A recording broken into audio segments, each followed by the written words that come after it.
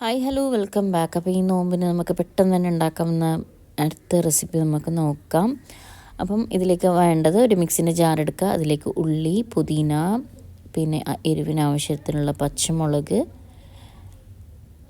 ഇറച്ചി മസാല ഇട്ട് കൊടുക്കുക. ഒരു 1/4 ടീസ്പൂൺ ഇറച്ചി മസാല ചേർത്ത് കൊടുക്കുക. ആവശ്യത്തിനുള്ള ഉപ്പ് കൂടി ചേർത്ത് കൊടുക്കുക.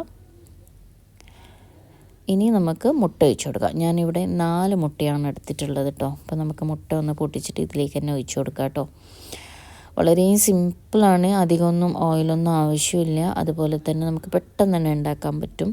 അപ്പോൾ നിങ്ങൾക്ക് 1-2 തരം നിങ്ങൾ ഉണ്ടാക്കുന്നതാണെങ്കിൽ, സ്പൈസിയാണ് നിങ്ങൾക്ക് ഇഷ്ടമാണെങ്കിൽ തീർച്ചയായിട്ടും ഇത് ഉണ്ടാക്കി നോക്കുക.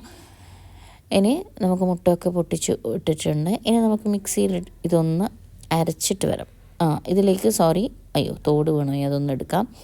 ഇനി കുറച്ച് പാൽ കൂടി ചേർത്ത് കൊടുക്കാം. ഒരു 1/4 കപ്പ് നമ്മുടെ പശുവിൻ പാൽ ചേർത്ത് കൊടുക്കുക. എന്നിട്ട് നമ്മൾ ഇതിനെ നന്നായിട്ട് അരച്ചെടുക്കും. ഓക്കെ, നല്ല ഫൈൻ പേസ്റ്റുള്ള കുറച്ച് തരിയൊക്കെ ഉണ്ടാവും, അത് കുഴപ്പമില്ല. അപ്പോൾ അതാ നമുക്ക് അരച്ച് കിട്ടിയിട്ടുണ്ടെങ്കിൽ നമുക്ക് ഇതൊരു ബൗളിലേക്ക് ഒഴിച്ചു കൊടുക്കാം കേട്ടോ. അപ്പോൾ നമ്മുടെ തരിയെല്ലാം ഉണ്ടാവും, പച്ചമുളക് പുതിനേൻ്റെ തരിയൊക്കെ ഉണ്ടാവും, അതാണ് ഇതിൻ്റെ ടേസ്റ്റ്. ഇനി ബാക്കിയുള്ള ഒരു മുട്ട അത് ഞാൻ ഇതിലേക്ക് ചേർക്കണം കേട്ടോ. നമ്മൾ ഫുള്ളായിട്ട് മിക്സിയിലിട്ടിട്ട് അടിക്കാൻ പാടില്ല. 1-2 എന്താ അടിച്ച് കഴിഞ്ഞതിന് ശേഷം ചേർക്കുമ്പോഴാണ് അതിൻ്റെ വേറെ തന്നെ ഒരു ടേസ്റ്റ് വരിക. ഇനി നമ്മൾ ഇതിന് ഫുള്ളായിട്ടൊന്ന് മിക്സ് ചെയ്യുക. ഈ സമയത്ത് നമ്മൾ ഉപ്പ് നോക്കുക, എരിവ് കുറവാണെങ്കിൽ കുറച്ച് പെപ്പർ പൗഡർ ചേർത്ത് കൊടുക്കുക. അതിലാ നിങ്ങൾക്ക് ക്രഷ്ഡ് മുളക് ആണ് ഓക്കെ എങ്കിൽ അതും കൂടി ചേർത്ത് കൊടുക്കുക കേട്ടോ, കുഴപ്പമൊന്നുമില്ല. അപ്പോൾ നമ്മുടെ മിക്സ് ഇവിടെ റെഡി ആയിട്ടുണ്ട്. അപ്പോൾ ഞാനിവിടെ ബ്രെഡിനെ നേരെ ഹാഫാക്കിയിട്ടാണ് ഞാൻ ബ്രെഡ് എടുത്തിട്ടുള്ളത്. കുറച്ച് ഉപ്പിൻ്റെ കുറവുണ്ട്, അപ്പം ഉപ്പ് കൂടി ചേർത്ത് കൊടുക്കുകയാണ് കേട്ടോ. കാരണം ബ്രെഡ് സ്വീറ്റായിട്ട് ഉള്ളത്, അപ്പം എഗ്ഗ് നമുക്ക് ബ്രെഡിൻ്റെ ആ സ്വീറ്റ്നെസ് പോയിപ്പിക്കാൻ വേണ്ടിയിട്ട് കറക്റ്റായിട്ട് തന്നെ ഉപ്പ് ചേർത്ത് കൊടുക്കുക. അപ്പോൾ ഇതിവിടെ റെഡി ആയിട്ടുണ്ട്. ഇനി ഇത് മാറ്റി വെക്കാം. അപ്പോൾ ഞാൻ നേരത്തെ പറഞ്ഞ പോലെ നമുക്ക് ബ്രെഡിനെ നേരെ ഹാഫാക്കി, അത് നിങ്ങൾക്ക് സ്ക്വയറിലെ ഷേപ്പിലും കട്ട് ചെയ്യാം, അതല്ല ക്രോസിലും കട്ട് ചെയ്യാം കേട്ടോ. അത് നിങ്ങളുടെ ഇഷ്ടമാണ്, എങ്ങനെയാണ് നിങ്ങൾക്ക് ഷേപ്പ് വേണ്ടത്. അതെല്ലാം നിങ്ങൾക്ക് ഫുള്ളായിട്ട് വേണം എന്നുണ്ടെങ്കിൽ ഫുള്ളായിട്ട് തന്നെ നിങ്ങൾക്ക് ഡിപ്പ് ചെയ്തിട്ട് ഫ്രൈ ചെയ്യാം കേട്ടോ, അത് കുഴപ്പമില്ല. അപ്പോൾ നമ്മുടെ ഇതിവിടെ റെഡി ആയിട്ടുണ്ട്. ഈ സമയത്ത് ഉപ്പും എരിവൊക്കെ നോക്കുക, എന്നിട്ട് വേണം നമ്മൾ ചെയ്യാൻ വേണ്ടിയിട്ട്.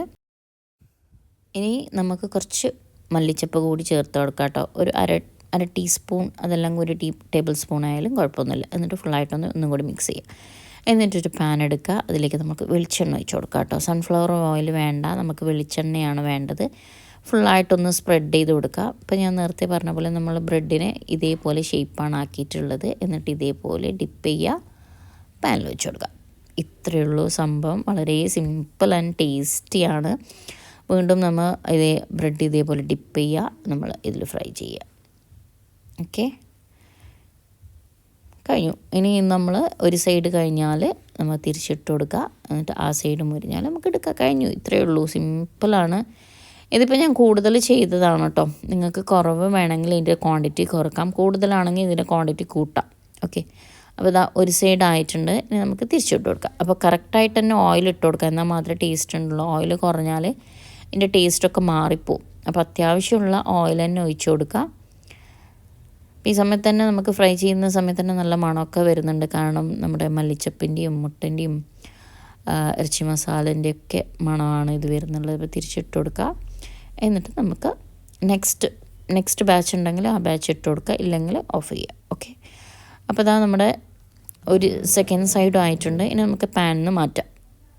ഓക്കെ, പാനിന് മാറ്റാം കേട്ടോ.